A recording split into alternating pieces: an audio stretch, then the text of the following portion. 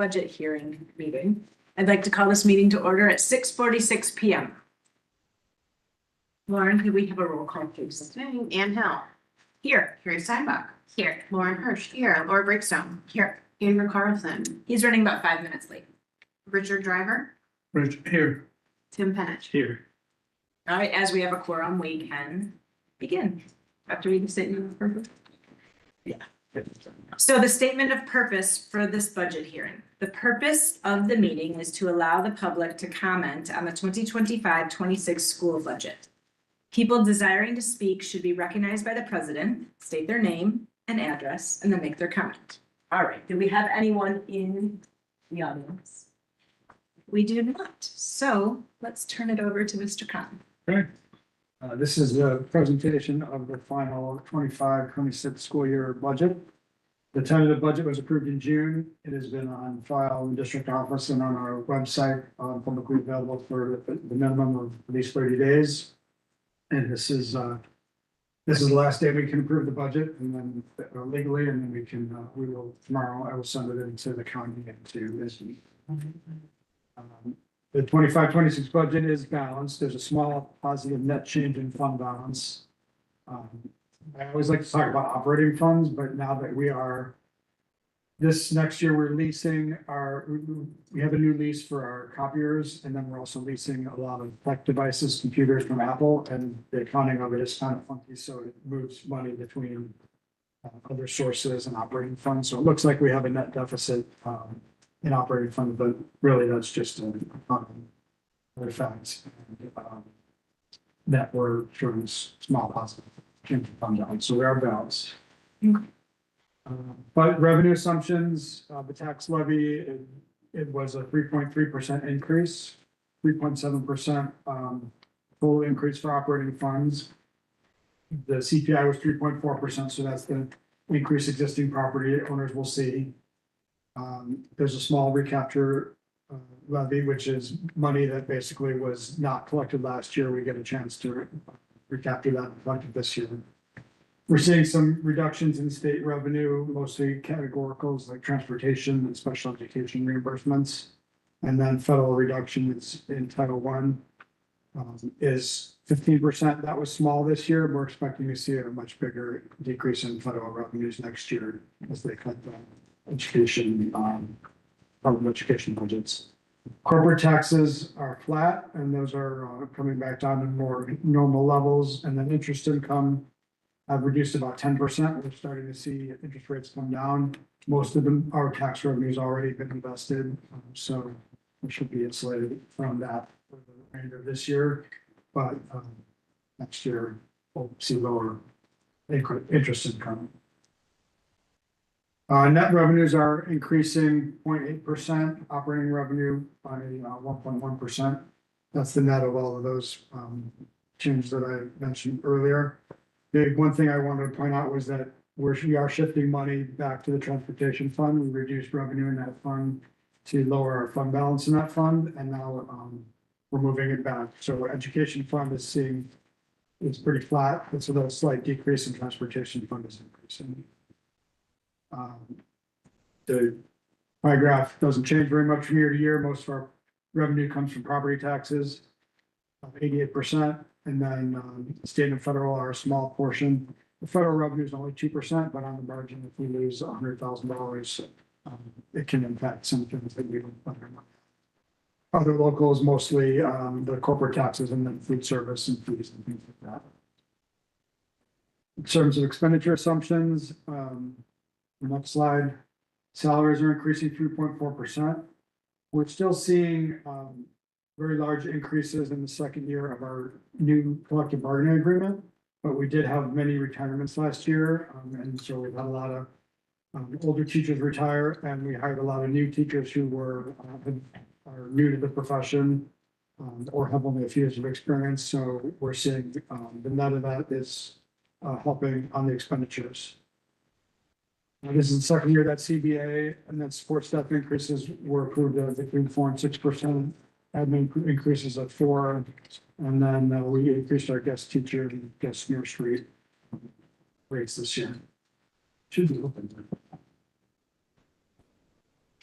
And then we had a great year, great health insurance renewal. This is unusual and not to be expected to be repeated.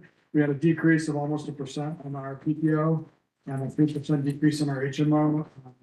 We renegotiated our prescription drug coverage this year, basically, and got a lot of the Blue Cross Blue Shield. We're switching it back to Blue Cross Blue Shield. They were really trying to win the business and moving very aggressively. So we're very happy with those increases, and that is tempering our overall expenditure increase. Just our contracts are, we went back to RJB, who for our night custodial, who we've had very good results with. They're doing a great job. That contract was had a fairly big increase at 6%, but then it's locked in for the next 5 years at not to exceed 3%. So that should help us in the future. Transportation, this is a new 5-year contract with Olson. In the first year, we actually saw a decrease in our rates, so that's also a good news for this year. We're still seeing significant software inflation, and then our insurance rates were flat this year. We are existing this year for True North, as you know, as with no changes. We have all 18 member districts. We do have 5 outplay students who require more one-to-one aids than in the past, so we're seeing an increase in our special education costs. We're maintaining our speech and language and coaching from True North. The $18,000 building assessment is in the budget. I'm not sure if that's actually going to happen. We may defer that and not be spending it this year, but it is budgeted. And then we're spending $86,500 in communications costs this year, which includes $60,000 contract with our communications firm. And then the remainder is our website, calendar, and try to distribute letters. In terms of technology spending, it accounts for over 4% of our operating expenditures, a little over $400,000 in salaries and benefits for 4 FTE. We spend about $300,000 on software, and which includes both educational software and operational software.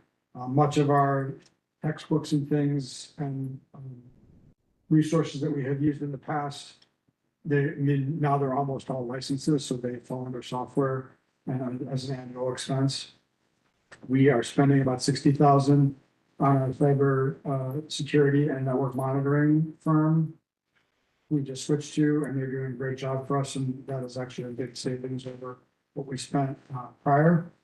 And then device leases for the classroom and staff devices and copiers are $50,000 or so next year. Capital spending is flat at where the second half of the electronic growth project is being finished up this year. We are looking at installing backup generators at the elementary school, so a little bit of that for June work is funded. We're looking at, hopefully we'll get approved a new van at this meeting as for approval later, and then some miscellaneous audio visual expenses. So this is kind of how that shakes out. There's the 3.4% increase in salaries. Benefits are pretty much flat, slightly up, as many pension and payroll tax costs are relative or proportional to salary. We have a decrease in insurance, and then everything else goes down, so a net increase of about 4.5%. And then this is just showing it by fund. And there to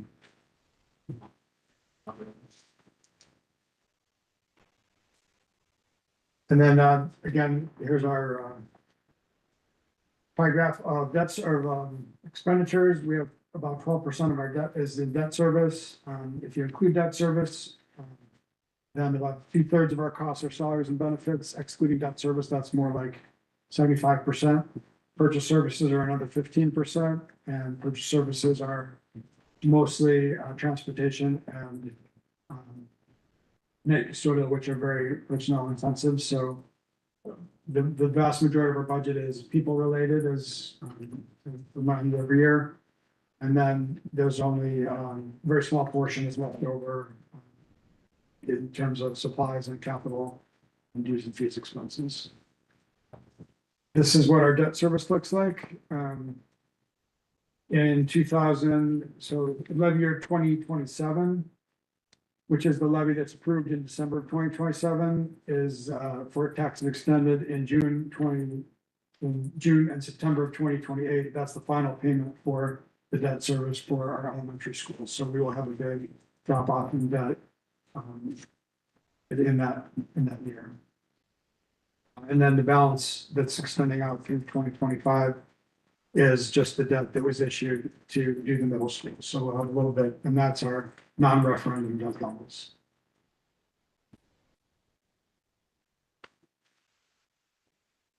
And so if the board wanted to issue debt to take that place, I think there's about 22 million. You wanted to maintain our existing debt levels. It could raise about $22 million in debt service. If you wanted to go about halfway down and give some back to taxpayers, it would be between 5 and 10 million, depending on the duration of the debt. I believe, and I'll talk about this later when I present the facility assessment, but we do have enough money in our budget and our existing reserves to fund any kind of maintenance capital that we need.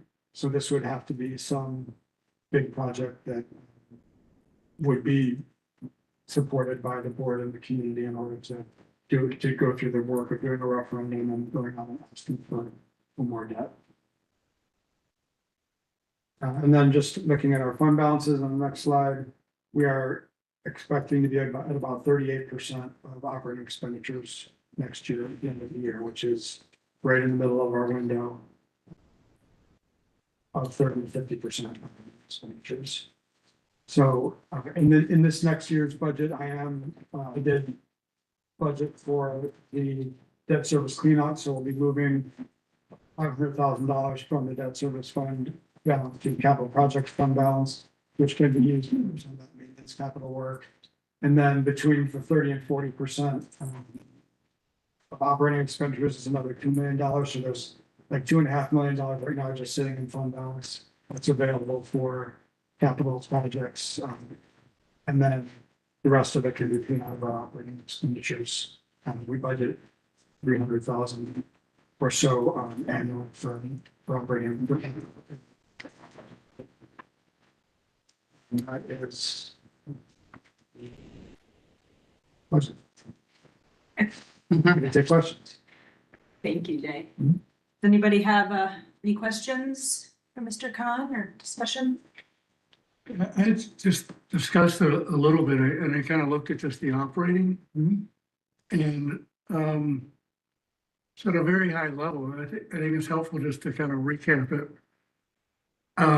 It looks like last year, our operating revenues like exceeded our expenses a little bit, like 486,000. So, you know, we were able to, like, I guess, put that in the kitty or put that in the funds or something.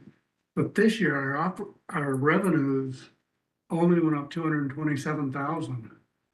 It wasn't much of an increase in our taxes for all the reasons that you kind of pointed out, or, you know, our income. But our expenses went up like 910,000. So using our kitty and using you know, the revenue increase left us with that 199, you know, that we see there that that we managed to cover. But you know, it's kind of tough when revenues are not, you know, they're not going up more than 227,000 a year. Because it's hard to, you know, it's hard to keep a lid on the lid any more than we have on the expenses. I think like we've talked about in the past, a lot of that has to do with our collective bargaining agreement because most of it is salaries. Yeah. So yeah, there's not much that we can adjust there. I mean, and again, some of that is, it appears that expenses are higher. But some of that revenue is actually sitting down in other sources. It's just the way we count the leases. So Yeah, I just looked at the operating that is, revenue and operating expenses and not the other sources or other uses or anything. right. So I guess what I'm saying is that that's a little bit distorted just by the way we have to account for leases. And then, also, I tend to budget revenues conservatively, expenses conservatively. So this is just the budget and hope to, at the end of the actual fiscal year, have expenditure, revenues over expenditures. And on the expensive side, when you look at it by function, it kind of stood out that the educational staff support was up 18%, is that right? The general admin was up like 18% Um, over last year's level. Well, we did raise, Um, what we pay support staff and paraprofessionals and whatnot, because we wanted to be able to retain good people, right? Yeah, no, we have to be careful with it and watch it closely, because it's one of the areas we can control. It's not that unusual to have a really tight budget, though, am I right, Jay? No, I budget, I try to achieve a balanced budget every year, so that would be equal revenues to expenditures. Regardless of what CPI is and what our salary commitments are, we flex some of the other things that we can achieve a balanced budget. I don't see the 18%. I'm not I sure. think it's we increased sports I thought it was staff 4. 4%. Yeah. And admin. Unless you pulled from something. And I don't know, I think it was in one of the reports.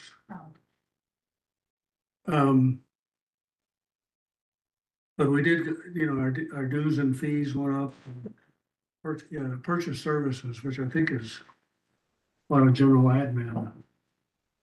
That went up quite a bit, so it's just, Yeah, I see those two numbers. I mean, there's more things than just salaries and benefits in there. There's, I can look and see what. It could be that stuff moved around from. Like the election, like, no, I hope your revenue estimates are conservative, and we come out like last year with revenues more than the expenses. I'd say that I feel much more comfortable with this year's budget. Last year was a very, very tight budget year. It was the first year of our collective bargaining agreement, and we did not have any retirements, so we were absorbing very large increases. This year, given the changes in staffing and the relatively consistent or high CPI. I feel very good about this budget. Okay, I'd be surprised if we can't predict everything, but, well, and thank you very much for putting up the IT expenses. It's nice to see because they're kind of in this pocket and in that pocket, it's nice to see them all in one place, so we got just a handle on what's the total.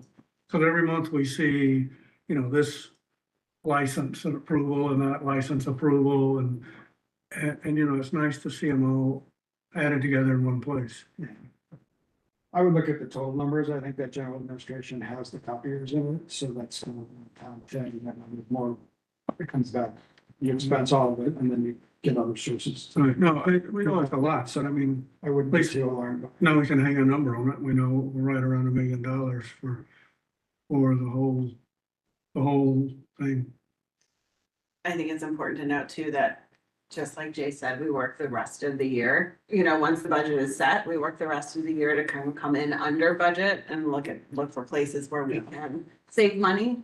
And so his conservative estimates help in terms of the beginning, the starting line for us.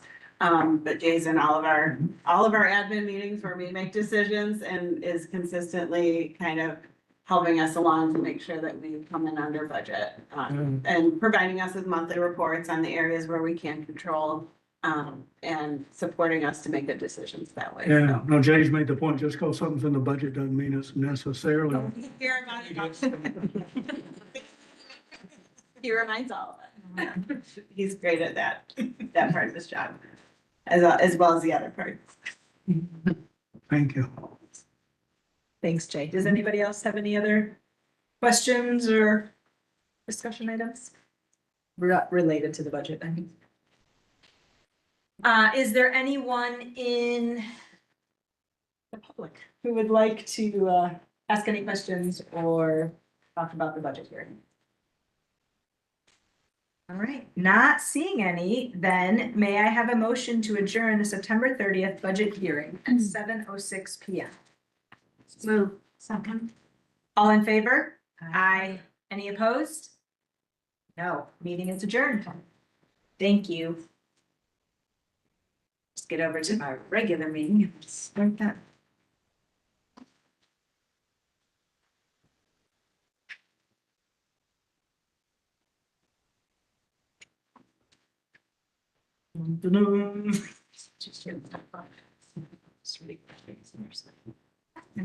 Seriously.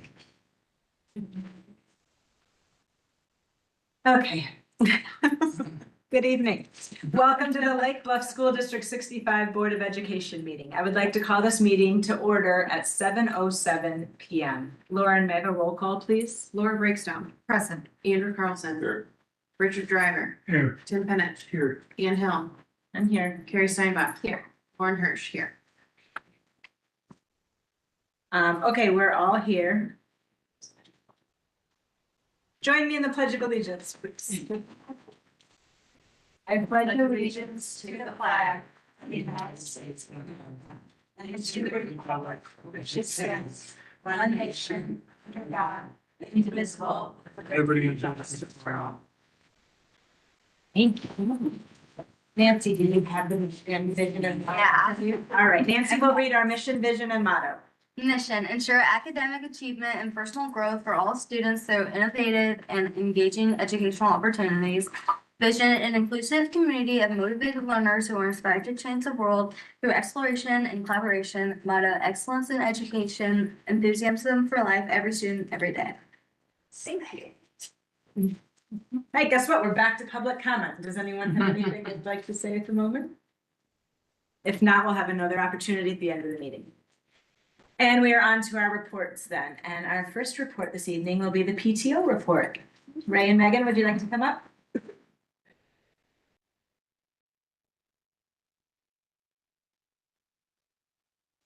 Thanks for being here, guys. Thanks for having us. How are you? Hi, I'm Ray Dobash, and this is Megan. I'm Megan Hadley. And we are co-presidenting this year for the district PTO positions. And we have had a great year, and we're off to a great start. I think we have a couple of slides. I can do it if you. Maybe. Nope, I got it.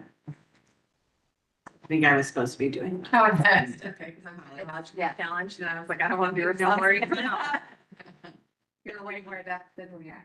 So we've had a great back to school start so far. We've had a lot of volunteers, we've had a lot of participation, and it's been really great. We kicked off our first big event was the Splash Bash, which was the Friday right after school started. So it was Labor Day weekend. It was about 65 degrees. I had on a fallish winter coat, and the kids were in the pool. It was great time. We had a DJ and pizza. We had a great turnout, and people that were there certainly had a great time. And so it was still a success even with the chilly night. Our teacher and staff appreciation team has been busy at work. We have a new team of 4 this year, and they are just dynamic and excited to get moving. They stocked the fridge before school started, but not only did they stock the fridge, and they came back and kept restocking and restocking. And so we got really good feedback from all the teachers that they enjoyed that. And then we had a hydration station at the Move for More event, which was to raise awareness and money for pediatric cancer. And so we sold enough lemonade and popsicles for $1 a piece to raise $437 that then our 501c3 organization passed off to Health Angels, which is another 501c3 that helps out with pediatric cancer. And so we're really excited to get to help some of our local families do that. So this is just kind of pictures of things that have happened so far this year. We were at the back to school events, whether it was locker days, we meet the teacher at 6th grade locker day, they did popsicles and The Bobcat was there. And then at the elementary school, we were selling spiritware and things like that, for the back to school or meet the teacher event. There's some pictures up there of the teacher appreciation set up from the beginning of the year. The bus drivers got recognized. Also, the secretaries got bouquets of flowers at the beginning of the year. That was all from the teacher appreciation team. We did our first spiritware sale. Those deliveries should be coming out fairly soon. And those are back to school signs that were put up for new families and, you know, to take your picture on the first day of school. And that's our little hydration station.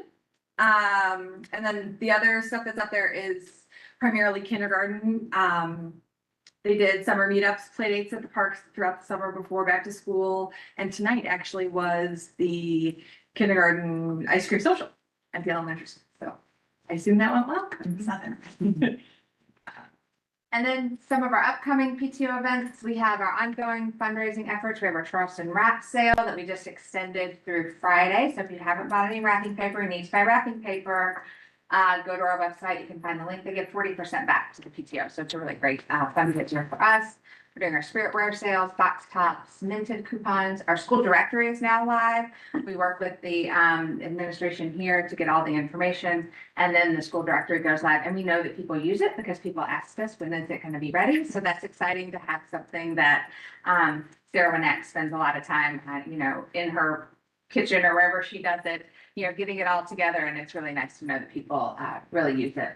We are kicking off our fundraising or our collections for the Grateful Market this week at the middle school and elementary school. And we'll start collecting. We're gonna do a quick donation drive for those things. And people will be able to donate if they don't want to drop off perishables. They'll be able to donate money, and then we'll go shop for them. So another easy option for that too. Moving on, the curriculum enhancement bullet point is talking about, we're really excited. The enrichment team reached out to us at the elementary school, and they had some fun experiences and field trips that they wanted us to help with. So some of our curriculum enhancement funds will go towards that for each grade level at LBES this year. In addition, we're hoping we can still do some of our other fun things if we have money left over there. And then obviously Pumpkin Chase is coming up really soon, so get ready to run and sign up and buy tickets. And then Pumpkin Bash is the night before at Artesian Park, and the Haunted Forest will be back, and there'll be games. And the 7th grade MPA is putting together games, so that's kind of cool. That's a new partnership, so that'll be really fun. And there'll be a DJ for the first half an hour, and then Brad Kreiner band is gonna come play too. So it'll be fun for celebrity sightings at the Pumpkin Bash. So we've got lots of fun things coming up we're excited about. That's fantastic. Thanks. We are so grateful for everything you do. And I mean, our staff looks forward, coming back to school, stocking the fridge is one of the highlights for sure. So thank you for all the treats. They're really enthusiastic this year, and It was together a nice Fantastic. project. It's wonderful for everyone to feel appreciated. Thanks. Thanks for having me. Thanks, guys. And I'm super happy the directory is online. Make your party.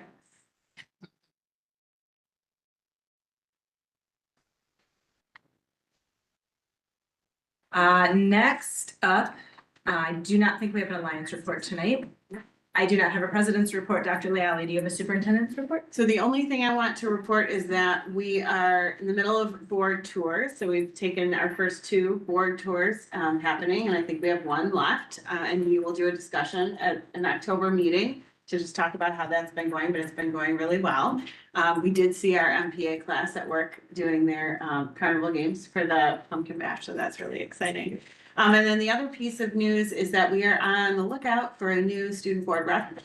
Jameson Scott has decided to retire after 1 year on the board, which we appreciate his participation. Has sent out applications to 6th and 7th grade at the middle school. We have a few applicants at this point. So if there are any board members who would like to sit with me and do a mini interview now that we have a competitive race, let me know and we'll just do a little conversation maybe. Laura would be great and we'll set up a time. Since we have more than one student who's interested, Nancy took the plunge the first year and is still with us. So we're hoping she will be a mentor to our new student board rep as well. So, and that is all I have. Awesome. I'm excited to see how that turns out. Okay, on to discussions and presentations. First up is our back to school recap with Principals Bay and Black. Nate, was that you in the Bobcat? You never know. We all know. So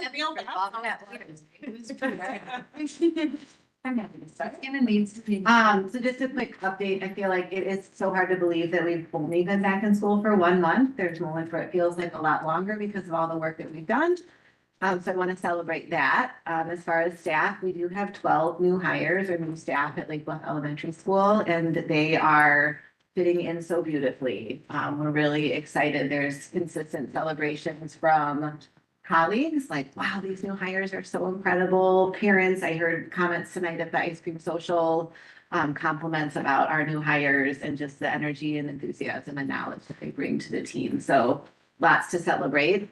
Additionally, with staff, we've kicked off collaboration time and curriculum work and planning during the school day. Teachers are busy building routines and communities throughout classrooms. There's a lot of learning happening throughout LBES. When it comes to our students, I think they are happy to be back at school. They are engaged in learning. We saw great examples of that today and with our other board member visits. And I am lucky to see it each and every day as I travel through our classrooms. A few traditions, kind of old and new. High Five Friday continues to be a great way for us to wrap up our week and celebrate how hard we've worked with high fives and music and special guests. Fox Families for Students kicked off last Friday with our first pause assembly. So that's when students across grade levels are assigned to an adult in the building to come up with a name for their Fox family, kind of a signal that they see each other in the hallway. To just have another trusted adult and to build relationships across grade levels. So it's an exciting time for that. And then we started a new tradition of birthday lunches this year. So each grade level has a birthday lunch time with Assistant Principal TK and I.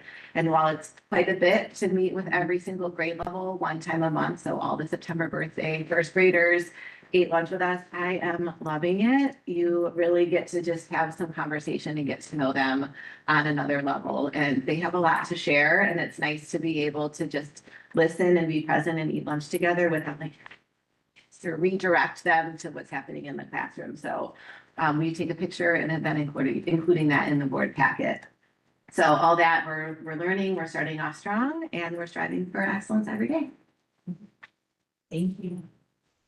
So forgive me, a few of my opening school year comments, you may have previewed when we talked a little bit about bike safety during the committee of the whole meeting that I presented at, but I'm happy to say we're off to a great start. We've done a lot of resetting and reteaching the expectations. Kids have really taken to that and done a great job.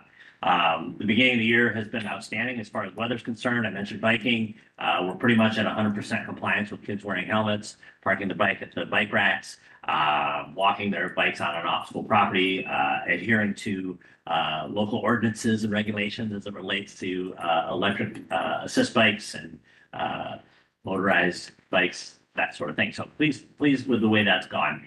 I also want to mention our students are arriving on time at a rate we haven't seen before. And I hope that continues. Whether or not we can attribute some of that to our adjustment in the schedule, no longer are we starting the day with an advisory period, but in fact, at 8:30, first period begins. And so perhaps there's a recognition of that and the importance of being on time to first period. I'm not sure, and I don't really care what it is. We're just thrilled that parents, especially given the construction that we've been dealing with. I noticed, I hope, the last layer of asphalt going down on Sheridan Road this afternoon. No, not the last one. There's more to go. Go a little more north and All right. Well, there's more work to be done, and we're looking forward to smooth roads ahead. a lot of reasons. But believe it or not, parents are still getting through on time, getting kids to the building. Our buses have not been delayed all that much. People are planning ahead, and so we're off and running there. A lot of really positive feedback from students on some of the new courses that we've rolled out. Spent a lot of time observing in those classes. As a reminder, we have the communications course in 6th grade. We have the MPA course in 7th grade, and a writing intensive course in 8th grade. Our teachers that have taken on those courses have really done an outstanding job with their planning and the preparation. As our PTO reps mentioned already, MPA is getting involved in Pumpkin Bash, tying it into their statistics and probability lessons. It's been pretty cool to see. So lots to celebrate there. Last Friday, oh geez, I should mention outdoor ed. It happened. We did that last week. Wednesday, Thursday, and Friday. It was a tremendous success. Once again, the weather was outstanding. I really want to compliment all of our 7th grade students. They did a great job. Saw lots of really strong team building, lots of great participation, really a lot of positive interactions. And I just remain grateful that we have a staff who is enthusiastic about going and doing these activities with kids outside of the classroom. We come home smelling like campfire smoke, and I discovered that it might take more than one wash to get that one out, but it was worth it. We had a great time. On Friday, also of last week, all of our middle school parents should have received an invitation to sign up for a conference. As a reminder, our fall conferences, those are student-led conferences similar to what we've traditionally done with parent-teacher conferences. In the winter, those conferences will be a repeat of what we did last year, where we did more of a an opportunity for teachers and, an opportunity for parents, that is, to schedule a conference with any one of their students' teachers. Those are done online in short 10-minute windows of time, but we got a lot of positive feedback on that last year, so we'll be doing that again. If you haven't received your email to sign up for a conference, please don't hesitate to reach out to your child's advisor. And then, as long as I'm mentioning parent-teacher conferences, one of the other elements to our revised and updated schedule this year is that we are going to be introducing a flex block. It's not exactly the same format as what we traditionally remember or called our X block, but that's going to be coming, and more information will be coming for the parents to review. But essentially, it's an opportunity for students to get what they need at the end of the day, or actually kind of in the middle of the day, not the last period of the day. But we're looking forward to moving forward with that, and we're utilizing some special software to allow teachers and students to connect and meet during that period of time. So off to a great start. Awesome. Thank you. Does anyone have any questions? Thanks, guys. Thank you. All right, next up is our strategic plan, student achievement and growth update with Dr. Leavitt. Okay, so as a reminder, this is an update again on the metrics we use with our strategic plan specifically. This is not the final state report card that comes out on Halloween every year. This is the one where we have our preliminary data from IAR, we merge it with our MAP data, we look at some other metrics and other surveys that we use to just kind of monitor how we're doing on our strategic plan. So as a reminder, 2022-23 was our first year of the strategic plan, and when we looked at our metrics for ELA and math, we were almost exactly the same at about 79 or 80% of our students showing proficiency or growth on IAR and MAP, and that was the first year that we used that metric for student achievement and growth. And remember, we look at the state standardized assessment first, and then from the students that do not meet the proficiency goals on that assessment, we look at whether or not they met their growth targets on MAP. We look at specifically ELA and math separately. And then from the students who haven't made either of those points of growth or achievement, then we look to see whether or not they're a multilingual student, if they've made progress towards English proficiency, and if they are not one of those students, if they have an IEP, and whether or not they've met their goals in the areas of English language arts or math. So we have, again, two pathways. We're looking at two different sets of data to determine how many of our students are demonstrating success in one of these areas. Also, we have our portrait of a learner, and we'll talk a little bit more as a reminder. This is the kind of North Star document that we put together prior to our strategic plan. in a big community-wide effort with all three districts, 65, 67, and 115. We continue on the road of collaborating around how we can measure these competencies. And some of that work is going to continue again this year in a tri-district format. We read our mission, vision, and motto every meeting, so I don't think I need to read those to you. But you'll see some of those vision pieces reflected in our next steps and work. So again, our big goals: student achievement, learning environment, community partnerships, staff and educator excellence, and fiscal responsibility and resource management. So for year one, starting at that baseline of about 80%, we set our goal to be 83% of our students demonstrating growth and achievement. We reached our goal in ELA. We did not reach our goal in math. For goals 2 and 4, which are student learning environment and staff excellence, we were looking at our culture and climate survey. We had data around 82.4% of our staff feeling highly engaged and satisfied. We set our goal at 84%, and we did not, unfortunately, meet that goal. And then at the end of that first year, we were just collecting baseline data on family satisfaction and student engagement. We had 38% of our students reporting high levels of satisfaction and engagement, and about 64.5% of our families reporting high levels of school pride and quality service from the district. And then we're continuing to look at how we can measure community participation in district events. This continues to be a metric that's hard for us to kind of wrap our heads around, like how to collect it in an efficient way, really measuring what we mean by community and parent participation. But I think some of those feedback loops are around the most attended events, like curriculum nights, parent-teacher conferences, and we've made adjustments throughout to make sure that we keep getting high levels of participation. And then finally, for our goal 5, obviously one of our big goals is you heard about tonight, which is making sure that we are living within our means and being good financial stewards of our taxpayers' money and allocating resources where we want them to go for the betterment of instruction and learning. But one of our long-term goals is to ensure kind of a return on investment in a system that would maybe measure satisfaction and usage data with our investments that we've prioritized over the last 5 years. In year 2, we set our metrics from the end of year 1, and we separated our student achievement goal then into ELA and math. And we were looking to increase to 87%. So this is now we have that data. So at the end of last year, based on our data, 92% of our students demonstrated growth and or achievement in ELA or math. So we went from year 1 at 80%, we're now at 92% of our students there. We set our goal again from 79% at the end of year 1 to 83% at year 2. Now looking at year 2 data, we're at 84%. So we met that goal and a little bit extra in math. For goals 2 and 4, looking at the culture and climate, we were trying for 84%. We made a little growth, but we did not make our 84% goal. We were looking at 67% of families reporting school pride and quality service. We did not meet that goal. We made a little bit of an improvement from 64.5% to 65%.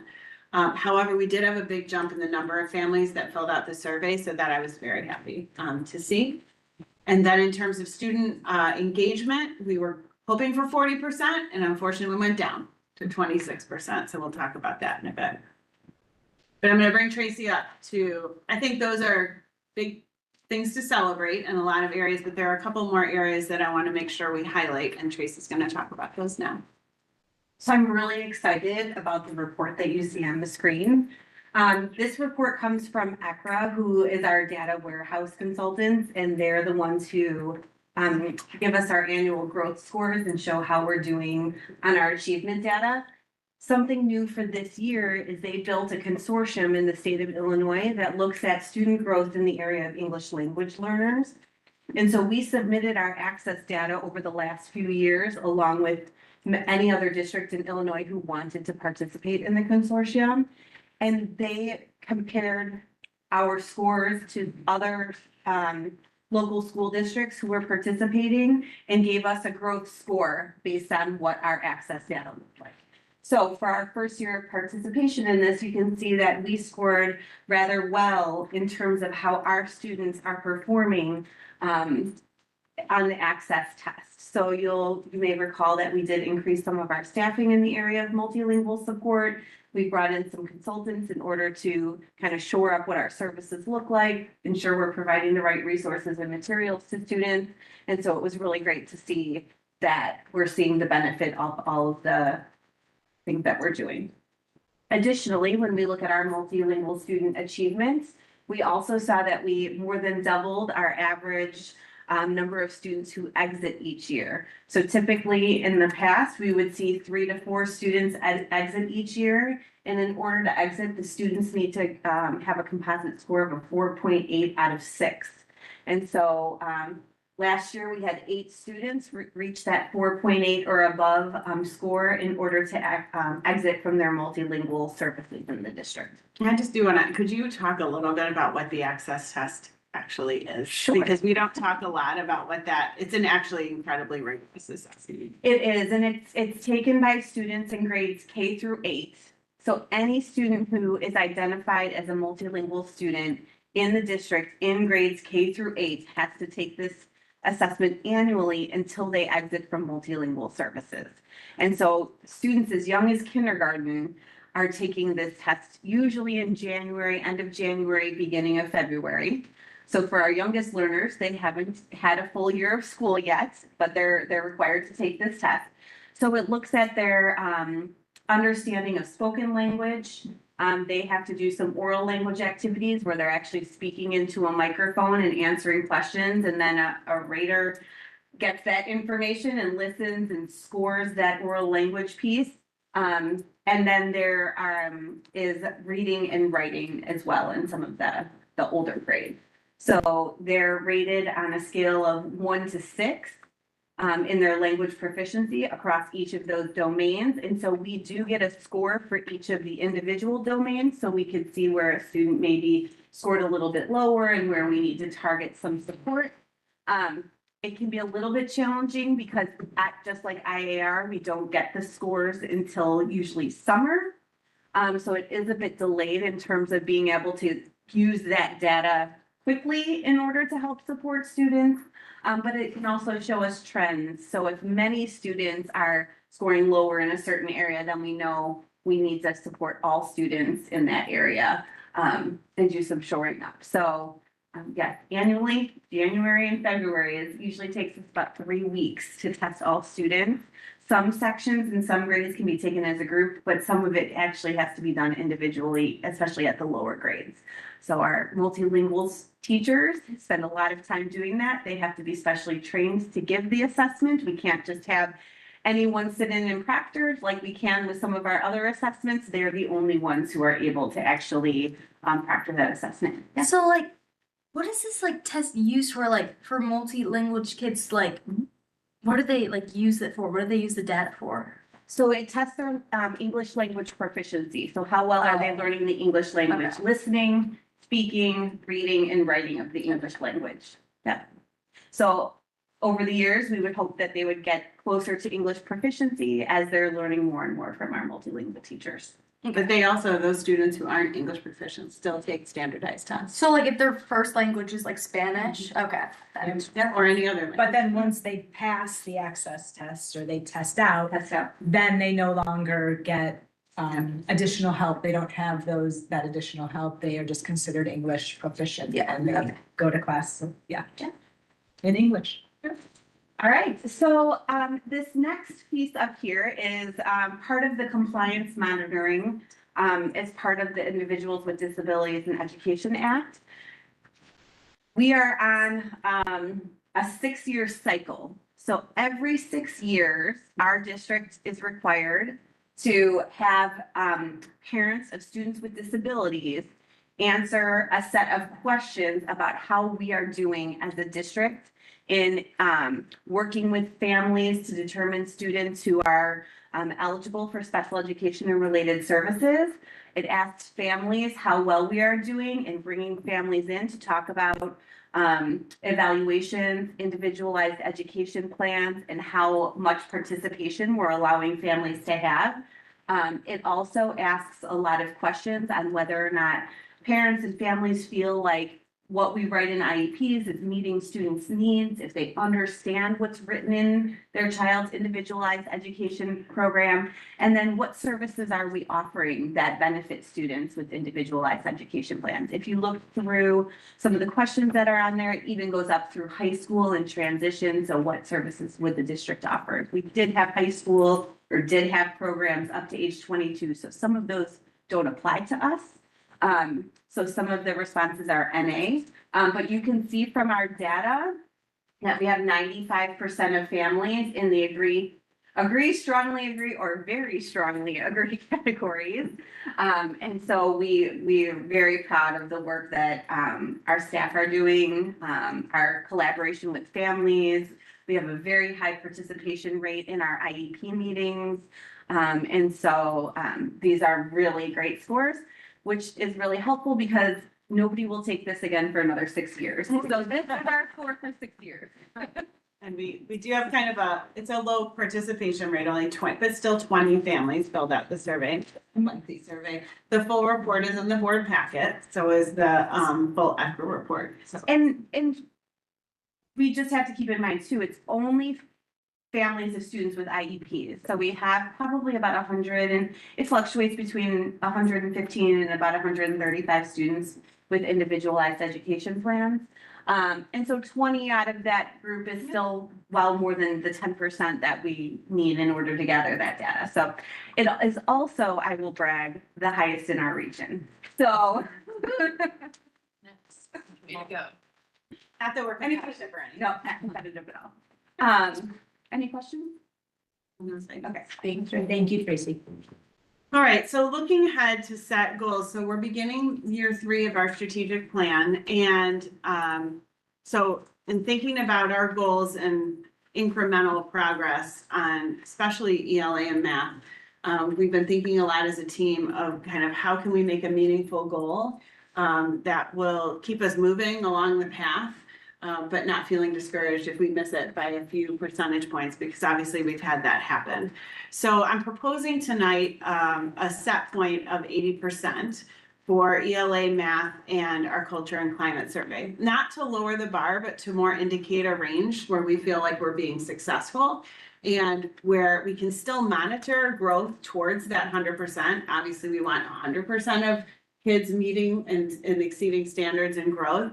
But when we look at, supporting our movement forward, making sure that people are feeling successful, sometimes since we're so small, a small group can really influence and impact the percentage that we would achieve on these metrics.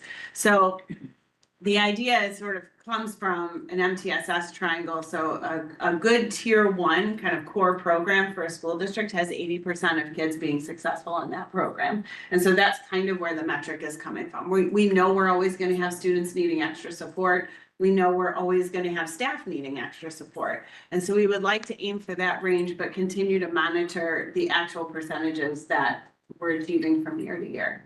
I think this is open for discussion and we should discuss that. The percentages you'll see proposed for families and students are a little bit lower, considering we're pretty far away from 80%. However, I do want to say that over the last couple of years, as I've reported on family and student engagement specifically, we've had questions about whether or not this survey in particular gets at the things that we're looking to measure.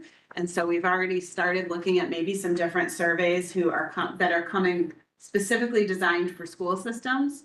The survey that we use right now for staff, culture, and climate is designed for business and has been modified to address education and those kinds of industries.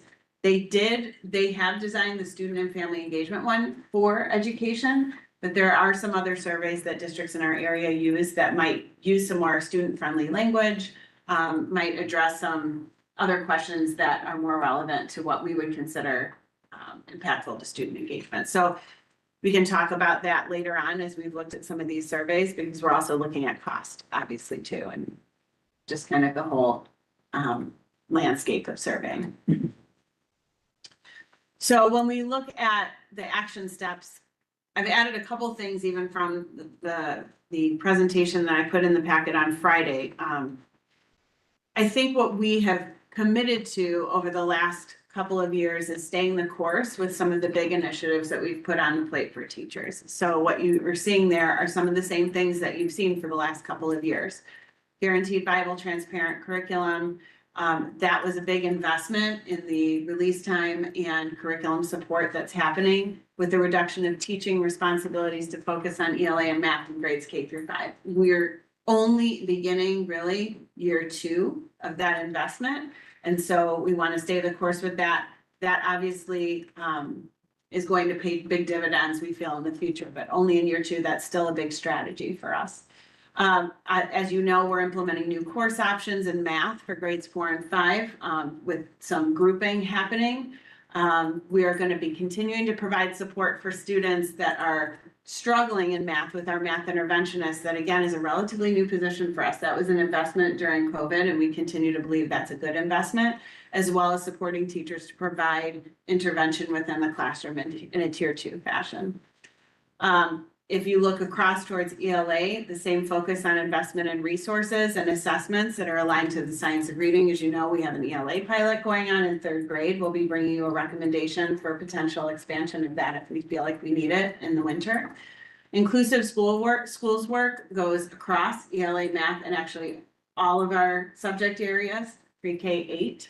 We're looking at ways that we can accommodate and make sure that all of our students are successful with their peers as much as possible. And then finally, like we talked about in our last meeting, introducing the tiered support for advanced learners with the advanced learning services provided by our enrichment team. And then continuing to expand the school-wide enrichment program in science and math for pre-K through 5.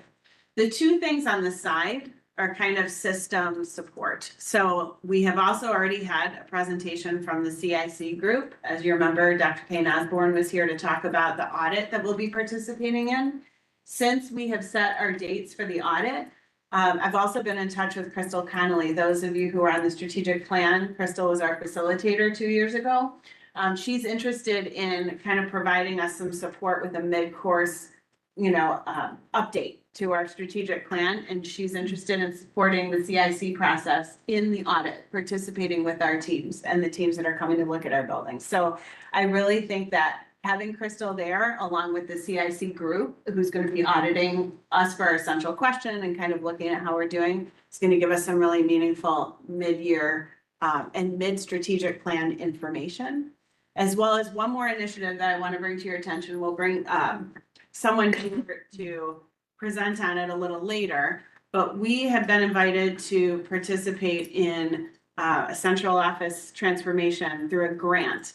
The funding was secured by Illinois State and some other regional offices of education to design a program to support central office and building alignment. So basically working with district administrative teams to make sure that all of our systems are in line to support learning and instruction. This is normally a grant that costs $5,000. We were invited to participate for free because I've been lucky enough to work with Dr. Pat Halloran, who's up here, and I didn't even know until tonight, is in the Hall of Fame for Illinois State University. I didn't even know there was such a thing. But if there was a guy who would make the Hall of Fame, it would be Pat. So he is a former superintendent of a high school in Morris, Illinois. And he works as a superintendent coach and a leadership coach. And he has been working with districts as big as Springfield and Addison, and as small as sort of very, very small, smaller than us districts in Southern and Central Illinois, to go through this process of, again, looking at our alignment as a system and how we can make sure that from the Board of Education and district leadership teams through building level instructional leadership to teacher leadership, instructional practices of teachers, that all of those pieces are in alignment so that we can make sure that our students are learning and growing in the way that we want. So obviously in a district like ours, where we don't have defined departments, a lot of our administrators kind of cross different areas.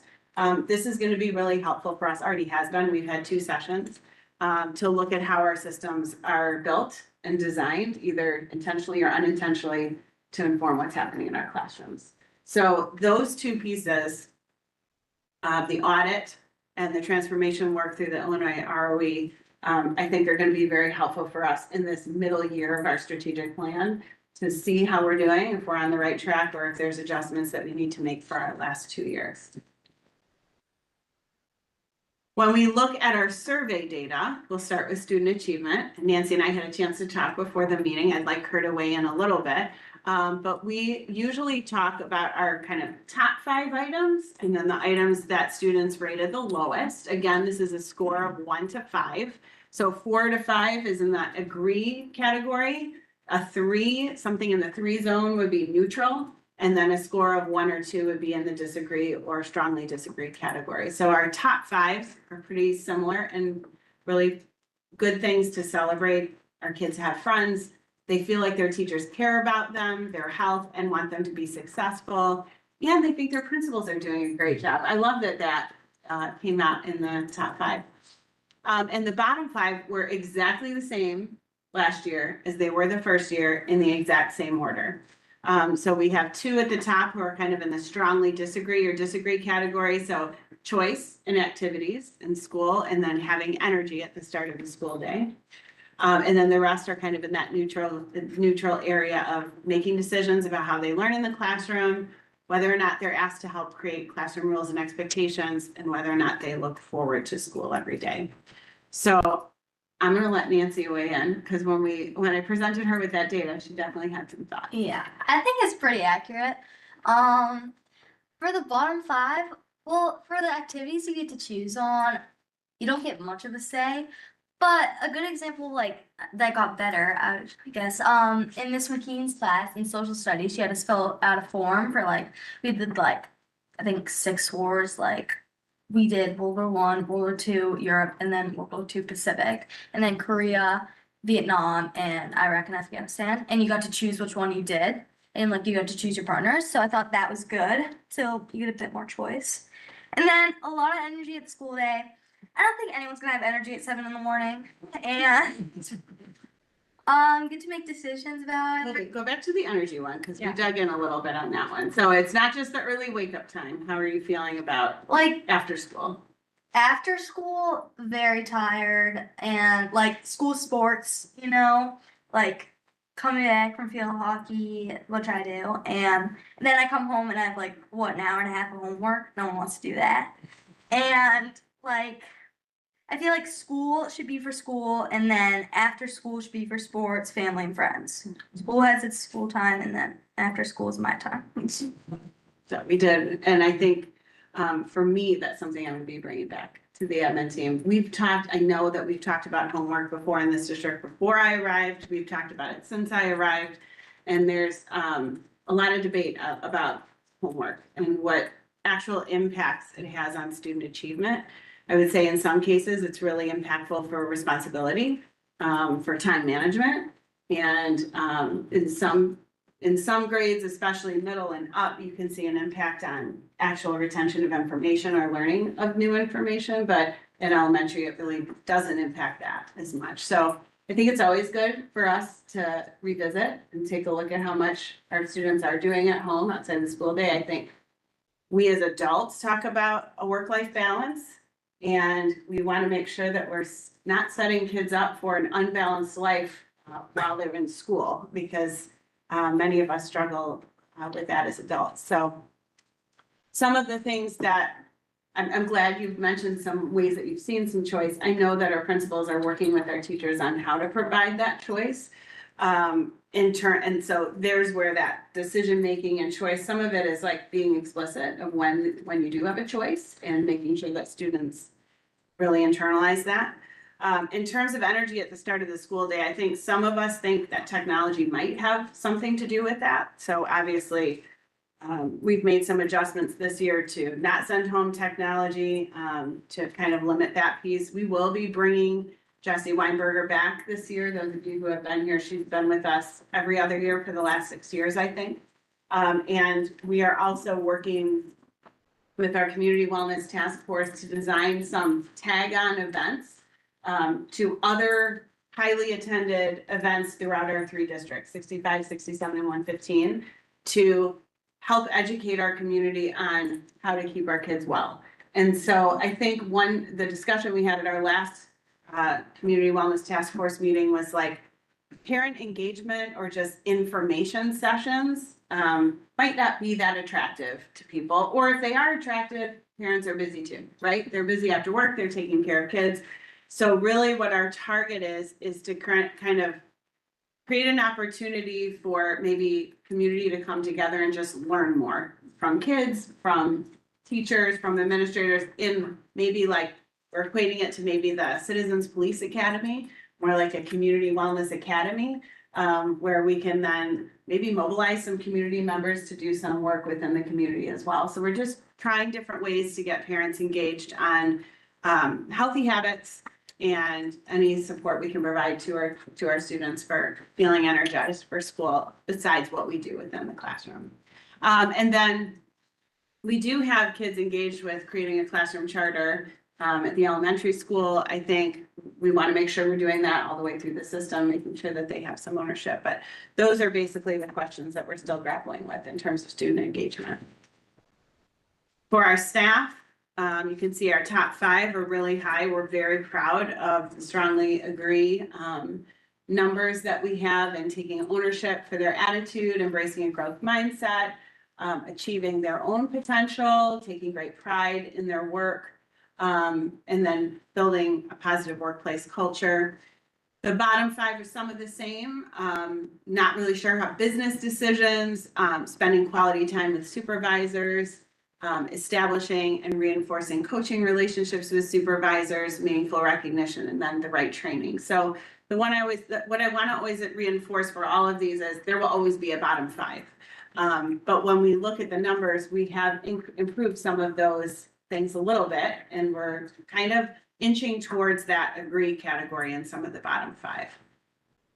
So as you know, we've instituted a technology committee, which is now, I think, second year. Our finance committee as well, are open-ended, ask me anything finance sessions that Jay's been leading, to try to make sure that teachers and staff feel like they can be in on more of the business decisions in the district. We have now solidified our building leadership teams in both of our buildings to help make instructional and building-based decisions. We also have a district vision and guidance council that meets here at the district office, which has staff represented from both buildings as well as the district. And they will be leading our CIC process. So determining the questions, kind of leading us through the audit. Obviously, collaborative opportunities for teachers. We have done more public recognition. We've talked here about how we can recognize staff a little bit more. Give Thanks we continue to invest in, which is the online recognition platform. And then just continuing to build in more support and professional development for grade level or content where teachers are feeling like they need it. And then finally, for our families, some great celebrations here. Front office staff are helpful. The school is clean and well maintained. Kids feel welcome. Teachers treat parents and children with respect. That's great. When we look at bottom 5 again, we're still within that 3 range, which is wonderful. Cafeteria food increased, and we even made some more adjustments for this year. So really proud of that work. So a superintendent still winds up in that bottom categories. We'll talk a little bit about some more opportunities for that. Communicating with parents personally, I kind of see that as the number 1, 2, being informed about their child's progress, and then consistency and expectations. So when we look at reporting, this is going to be a big focus for us. We've heard a lot of feedback over the last couple of years that parents don't feel really informed about their own students' progress. And so we're making a meaningful effort to be sending more work home, communicating in a streamlined way through Seesaw. And we are also going to be implementing a monthly survey. It's going to be quick, 3 questions, just asking parents to say, how informed at this point in the school year do you feel about your child's progress? If you do, which areas do you feel informed by? And if you don't, how could how could we make it better for you, basically? And then there will be an open-ended box. So once a month, we're going to be sending that out. We've made some adjustments in our food service and ordering, especially at the middle school. We had another book club this summer. We had good participation on the online version. I'll continue to offer kind of community coffees We've talked about other kind of town hall opportunities, so we'll continue to try to expand those for myself.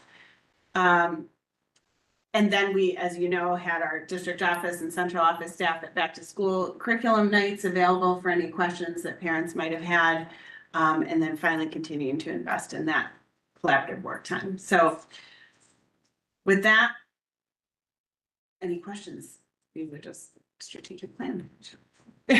Thank you. That's a. I would say that, I thought that town hall meeting last year generated a lot of, good ideas and we followed through on quite a bit of it. I think that was really positive. Yeah. You know, I wonder, I don't know if you think it's a, you know, the optics or if it's gonna create any kind of a perception problem if we say we were at like 92% in language Good arts. question. And then now we're saying, you know, but we'll be happy at 80%. I'd like to Which talk. we're not about really happy at 80%, but, you know, does it come across that way? It's a good question. I was gonna say, just someone that's worked in the school that's had these goals that, the first year, you hit them barely, the second year, you miss, and then by the third year, you're looking and it just seems so unattainable. They can be either deflating or feel like you're just teaching just to try to reach these goals. So to me, I saw the 80, I think that's still a great number. We know what we've done in the past, we can compare it. But I think just to measure like the success of what we're trying to do, I think keeping it an attainable goal keeps, you know, teacher morale high, student morale high, administrator morale high. Whereas if you keep raising it, it gets to a point where it can get very deflating. And then as a former teacher, it's like you sit there and you're listening to the strategic plan, it's almost going in one ear and out the other. It's like, this is just impossible. And then, or you go the exact opposite way and you just become neurotic and you're just trying to focus on that number and, you know, you lose sleep and you're not focusing on good teaching, you're just worried about that number. So to me, I think it's fine to say we want to go higher, but just have an achievable goal that's like realistic. And I still think a very positive goal. I think we want to make sure it's attainable so that people can feel that satisfaction while still holding ourselves to high standards. It's fine. My opinion. That's super valuable to understand not having an education. So absolutely. I had the same worry. I understand why, just because we reached 92, we can't now make the goal 92 or higher because we are a small district and a few number of students can change that percentage, right? I agree that we want it to be attainable and feel successful. But then we also want to make sure we're challenging people and continuing to grow, right? I feel like I need to trust the experts at this stage because I don't know what that number is. You know, you have a lot of experience in this, Andrew. Dr. Leally, you have a lot of experience in this. I'm not upset with the number of 80. Just for comparison's sake, like if we made it 85, does that still seem attainable and successful and not too much pressure? I mean, if you look at kind of where we're at now, it's 85 would be very attainable for ELA in that. And certainly when we publish our results, when we put our results out there, we can say, you know, we met our goal of staying in the range and we got above whatever the goal was that we had set. I think the worry, and I would be fine with 85. I think that's attainable for ELA and math. I think culture and climate wise, it's going to be a stretch for us and certainly a stretch for student and family engagement. Yeah, I guess I see those, Yeah, a little bit let's separate those as two separate things. Yes. Yeah. So you're still gonna share with us our The actual. actual number. I mean, I think that, Absolutely. Right. like, I think, It's really like a baseline. yeah, I mean, to me, I get it that the 85, 80 or 85, whatever it is a good thing to have in mind to reach for, but I think it's important for us as a board to still see the actual number, so that's not what we tabs on Yeah. it. I agree. Let's say, I think it's just that, we'll say like safety, but it's like we have 85 and then this year it's 90 and then next year it's 88 and that's like, oh, and failed. Yeah. Where it's still like, But I feel like we should take each year as its own year because, I mean, so many kids come with different learning. I feel like you can't you can't say, well, it was 93 next year, we better exceed it because, I mean, so many factors change each year. I don't mind the 80% or I also don't mind the 80% for those two metrics. I agree with like the Humanex and the student surveys. Like, it's always gonna be awful to get up in the morning. That's never gonna change. You're right. I agree. I also like, should a school be judged on whether or not No. the students feel energetic in the morning? Right, well, that's what I was saying, like, for the student portion, like, I don't want you to be unhappy about anything, but of all the options, those five, I'm like, yes, I also don't wanna get up early. I feel you. What school is gonna have those, like, kids who wanna get up early? No, they haven't, that one. I'm sure they exist. I'm okay with the 80% as long as there's transparency about what we're getting to, because I agree, there are gonna be years where there are going to be crazy factors that impact it. So whether it's 80 or 85, that's more something I would leave up to you.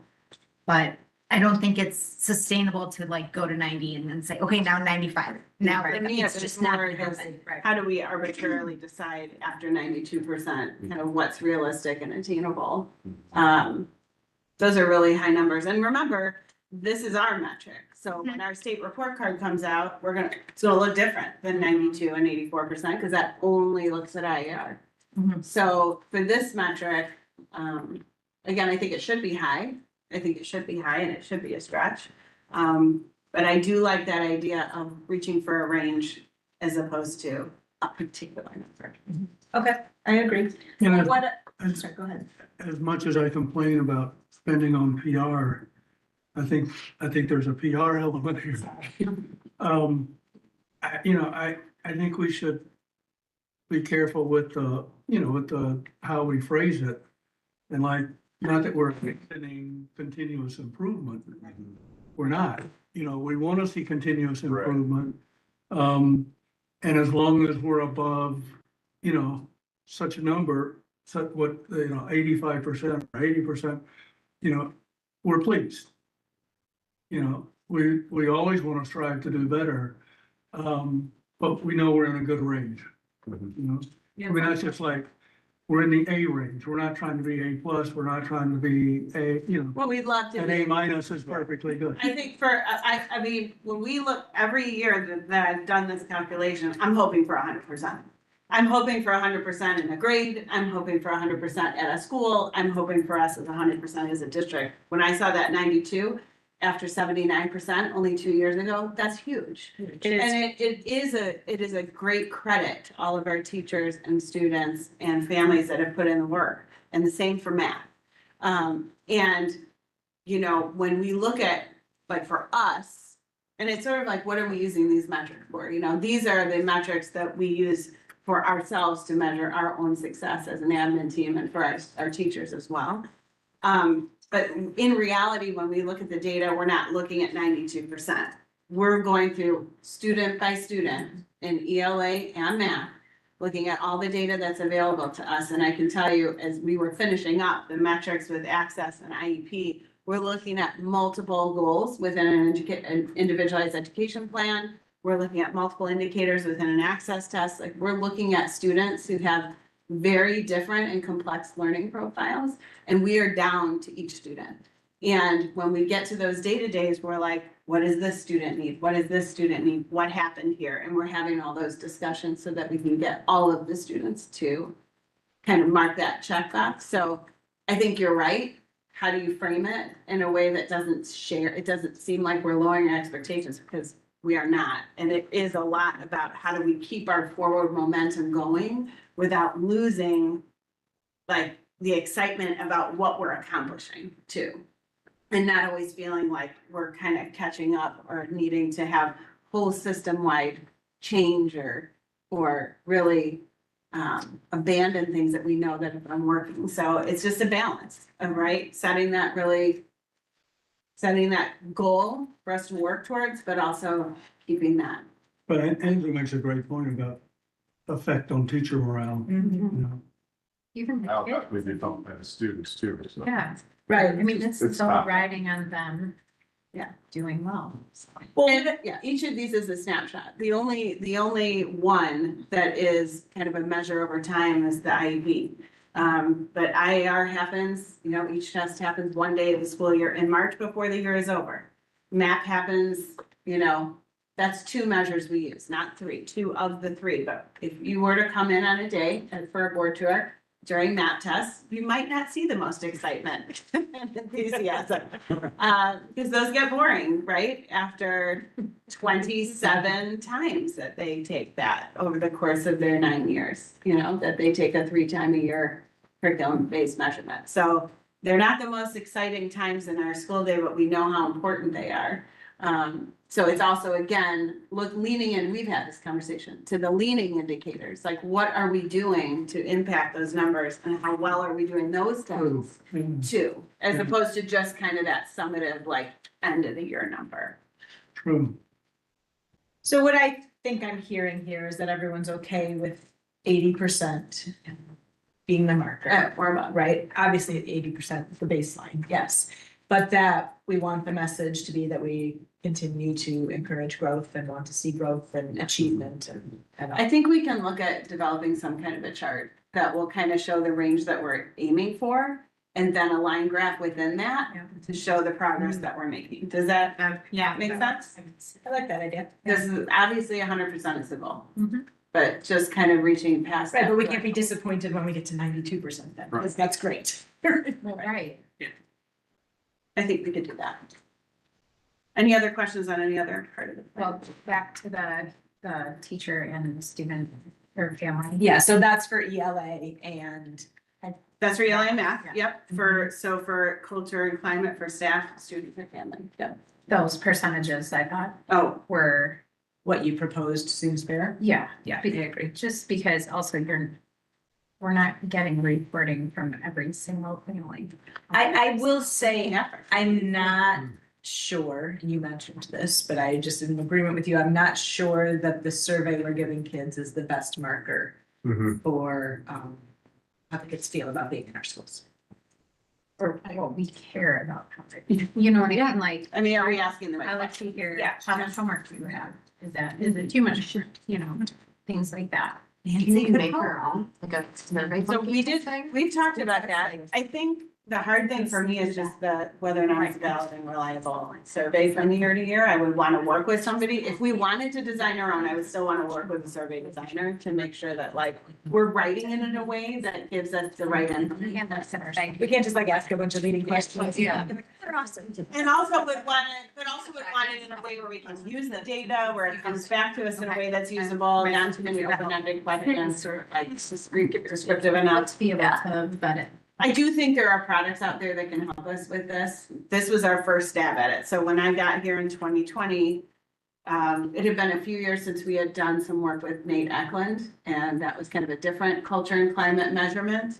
And so this was our first post-COVID stab at this kind of data. So now as a team, we're kind of looking at some other products that may be more encompassing, but help us with some other problem solving that we're having in the district in terms of data and data warehousing, so.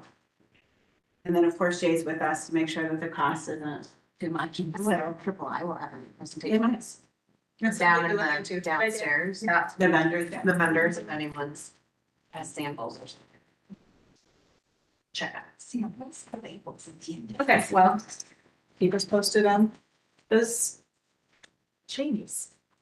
But thank you. That's really good information. I'm really proud of our team. Yeah, it's, I can't overstate it enough that those are awesome, awesome percentages and growth markers and really, really happy to see them. Okay, would you like to talk about the superintendent evaluation or would you like me to? I can talk about it, or you can if you want, right? Okay, so, as we're talking about evaluating ourselves as a system, obviously, the board's role is to hire and evaluate the superintendent, and, the rest of us evaluate everyone else. So I'm just getting myself into the system so that I can, So we will Provide- continue to use Super Eval again this year, yes. as it's been a good system for us. Yep, and so I do want to highlight that we have actually been using Super Eval. This will be the 6th year. It's a nationally normed leadership assessment. And we've actually, as a district, done presentations for other districts looking for a tool to evaluate their superintendents. And throughout those presentations, repeatedly, I find out that some districts don't even spend the time to evaluate their superintendents, let alone the process that you guys have done, which is a mid-course evaluation with qualitative feedback. So on all these areas that I'm going to talk about in a minute, you all fill out those indicators and give me sort of like narrative feedback. And then that process comes around again around March and April, and that's when you rate me on all of these categories and then provide sort of a final summative evaluation. So we all have annual goals. Those are based on the metrics I just presented. So those are in my evaluation, as well as selecting competencies to be evaluated. So those competencies expand into multiple indicators. So the big areas are the relationship with the board, community relations, staff relationships, business and finance, and instructional leadership. And then under each of those areas, there's 4 to 5 indicators that drill down to specific skills within those areas. So there's about 30 different areas that I'm rated on by each of the 7 board members. And then that is compiled into a final summative rating with narrative information by the end of the year. So I can read some of those again. It's sort of in terms of relationship with the board, the information I provide, the materials and background, answering board questions, involvement with policy development and board professional development. In terms of community relations, maintaining a positive image of the district, communication with the community, media relationships, and approachability. In terms of staff relationships, internal staff communication, personnel matters, delegation of duties to other administrators or staff, recruitment of highly qualified teachers and staff, as well as visibility. In terms of business and finance, budget development and maintenance, budget reports, managing our facilities and resources, and then finally instructional leadership, professional knowledge, my own self-improvement, focus on students, developing good goals, developing our staff in terms of professional development and curriculum development. So lots of different areas. It's a pretty comprehensive assessment, and the feedback has been meaningful to me in the past. So I would appreciate just continuing with that process. Okay, wonderful. I think we feel the same. Yeah. Remind me when we did the mid-year one. Was it It's by like winter right break? after Thanksgiving, like between Thanksgiving. Or we did before winter break. Okay. Before spring break. So we will do that same And then the schedule again this year. I'll send an email to everybody and give you a time frame in which to do it and reminder of how to do it or instructions for those of us who are injured. And then the final evaluation is always presented at a board meeting as well and in a packet. Correct. For the community. In the spring. Yep. Wonderful. Any more on that? All right, let's talk about the policy discussion. Yeah, not much to say on this one. It's our second read. We talked about all of them last meeting, committee of the whole. The one big area that we had to make a decision about was whether or not you wanted to include language about what would happen if a board member were to not be living up to their oath of office, and the policy committee recommended including that language as it is included in our policies right now. So we just recommend adopting the press language with that. Any thoughts or questions on that? Okay. Let's move on to our action items for the evening. First one being the 25-26 budget approval. May I have a motion to approve the 2025-26 budget as discussed at the budget hearing this evening? So moved. Second. We had discussion on it. Do we need to have any more? Lauren, could we have a call vote, please? Laura Brinkstone, Yes. Ann Hill, Yes. Andrew Carlson. Yes. Carrie Steinbach. Yes. Richard Driver, Yes. Lauren Hirsch. Yes. Tim Penich. Yes. All right, that motion passes. Thank you, Mr. Khan, for all your work on that. It's a lot of work to pull the budget together. I just do want to thank Jim for his work on that. Yes.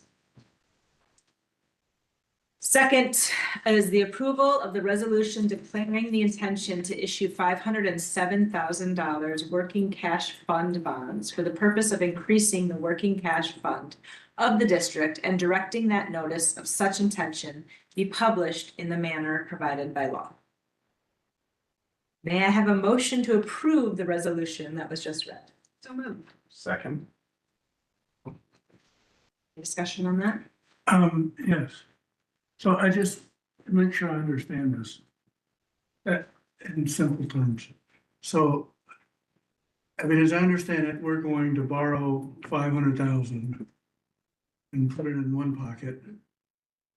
And then we're gonna take 500,000 from another pocket and pay it off. You are correct. And so then we'll end up with the 500,000 in the pocket we want. I mean, that's the concept. Because legally I can't spend the money that's in this pocket for the thing that I want to spend it on. So I have to move it to this pocket in order to spend it, and that's the legal way to do it. Okay, yeah, it just seems like we got. Those pockets there's are a- legal pockets. We're not actually.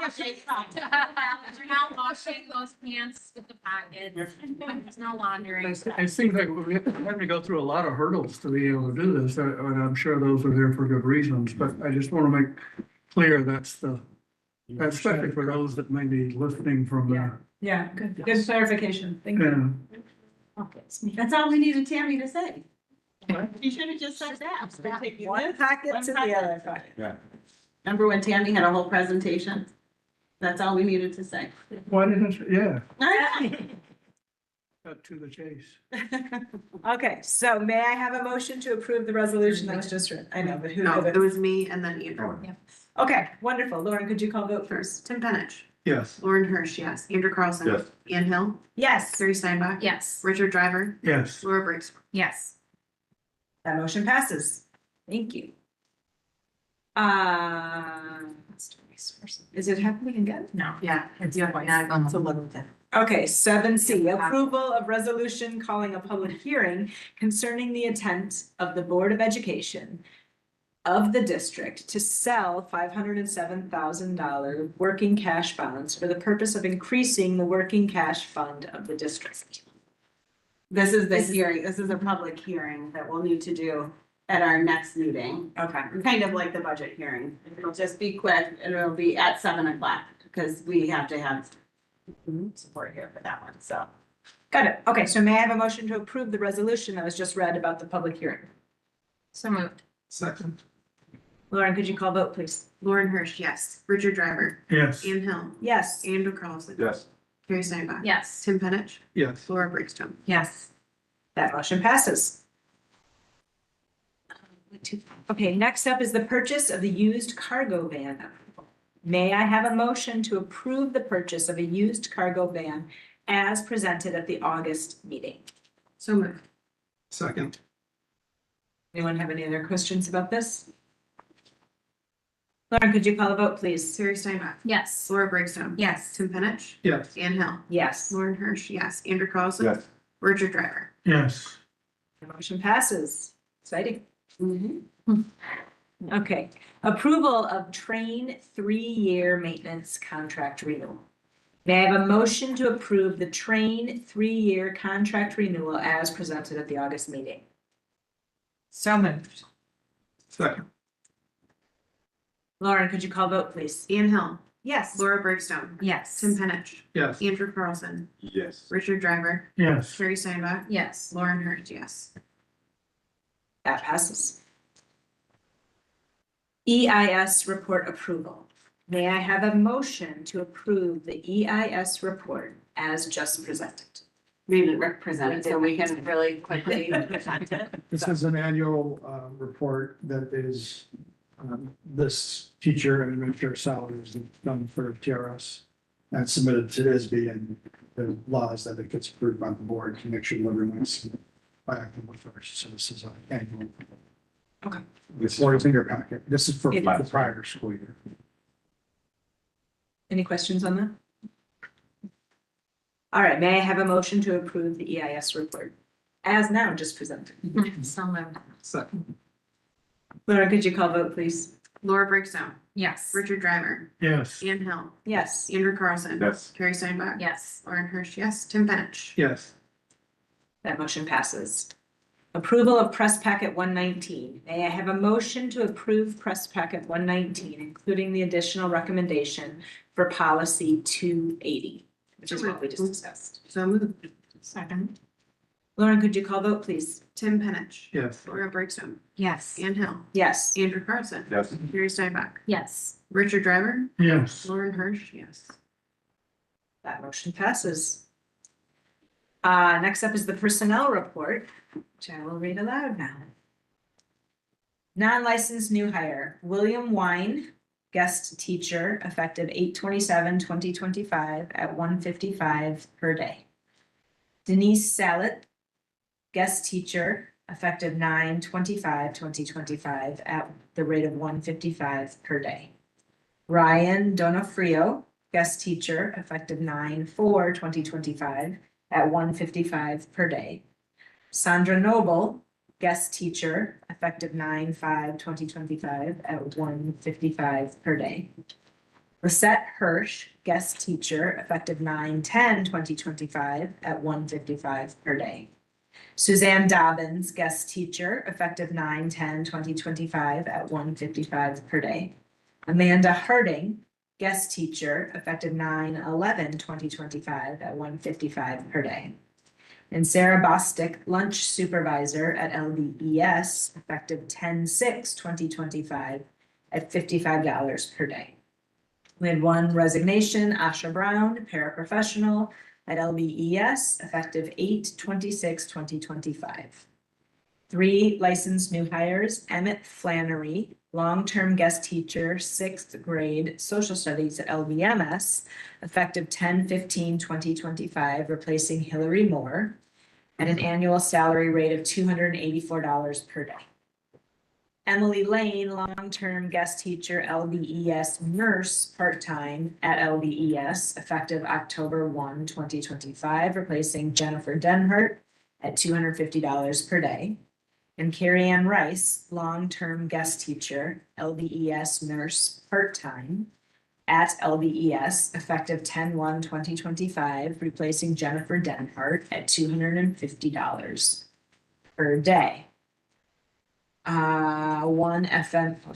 FMLA.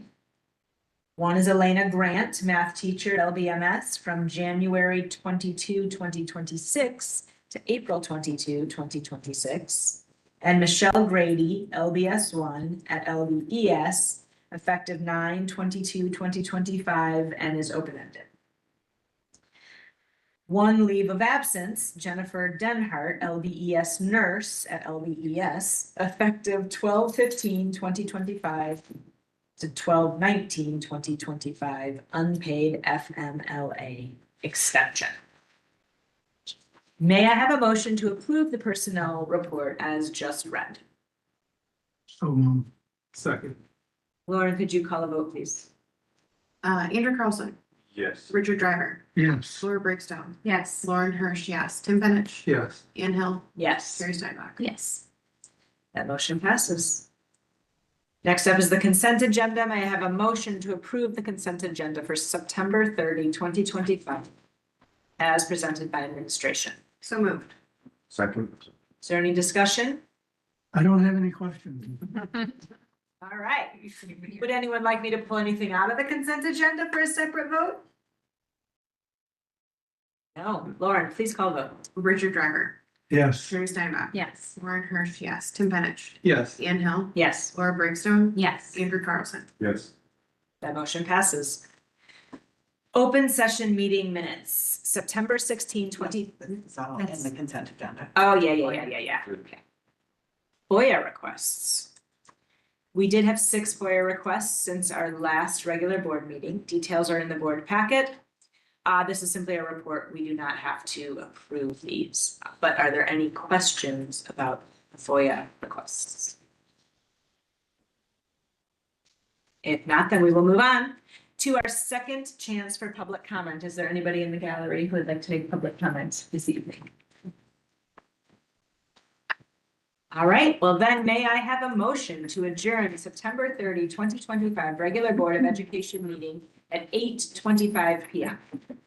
So moved. Second. All in favor? Any opposed? Meeting is adjourned. We need everyone to sign the budget. Yes. Can we have your pen back? Yep. Here.